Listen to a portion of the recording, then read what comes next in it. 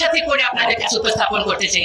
প্রথমত, এটি ব্যক্তি জীবনে ব্যক্তিগত লেভেলে কি সংস্কারের কথা বললো, বলা হলো যে আমার দেহ আমার সিদ্ধান্ত, ব্যক্তি জীবন। তার মানে কি আমি যা খুশি তাই করতে পারি, আমি বিবস্ত্র হয়ে বাইরে যেতে পারি।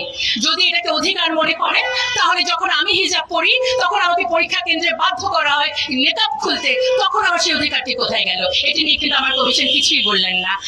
এবং এই ব্যক্তি জীবনে স্বেচ্ছাচারিতাটাকে তৈরি করার পর তারা হাত দিলেন পারিবারিক পর্যায়ে, সমাজের সবচেয়ে ক্ষুদ্রতম ইনস্টিটিউশন। কি হলো যে মানে পুরুষকে করা হলো আমার প্রতিপক্ষ। এবং আইডিয়াটাও কিন্তু সুন্দর, পুরুষের ক্ষমতা ভাঙবো, সম অধিকার আনবো। কেন আমাদেরকে পুরুষের প্রতিপক্ষ করে দিলেন?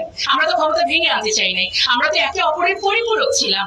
এবং কি হলো, বলা হলো যে মেরিটাল রেপ একটি বিষয়, যে শব্দটিকে এখনো বলা হচ্ছে।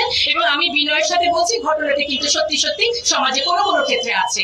বিষয় হচ্ছে যারা এটি করছেন, যে পুরুষ এটি